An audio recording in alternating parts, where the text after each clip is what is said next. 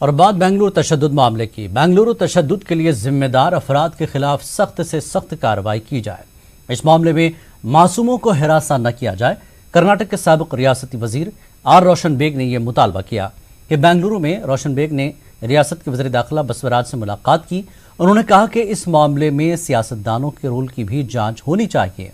मौलाना मोहम्मद मुजम्मिल वाला जाही का नाम लिए बगैर रोशन बेग ने कहा कि एक आलिम दीन गोरीपालिया से डीजे हल्ली क्यों आए, दूर दराज मकामात से लोगों को किसने इकट्ठा किया, इन तमाम बातों की तफ्तीश की जानी चाहिए ताकि जाके आपके वो रोज़मर्रा की चीज़ें, खाने की चीज़ें जाके ख़रीद सकें। और वो जो रात में कब किस वक्त पर क्या आएंगे, ये जो मासूमों को हाँ जो सियासतदान ज़िम्मेदार हैं, उस हलके को छोड़कर दूसरे हलके से जो लोग वहाँ आए थे, किसी हलके से देवरजीनहल्ली को आने के लिए 45 मिनट से 1 घंटा लगता है। शाम का वक्त ट्रैफिक में आने, गुरुपनपालिया से वहाँ आने 1 घंटा लगता है। हिजीपुरा शांतिनगर से आने 1 घंटा लगता है। कैसे लोग जमा हो गए? एक मौलाना गोरीपालिया के वहाँ से यहाँ आते हैं, लोकल मौलाना वहाँ के जो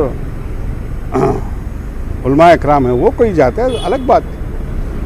कैसे लोग जमा हो गए? हज़ारों लोग। पहले ये कोरोना में पुलिस वाले तंग हैं।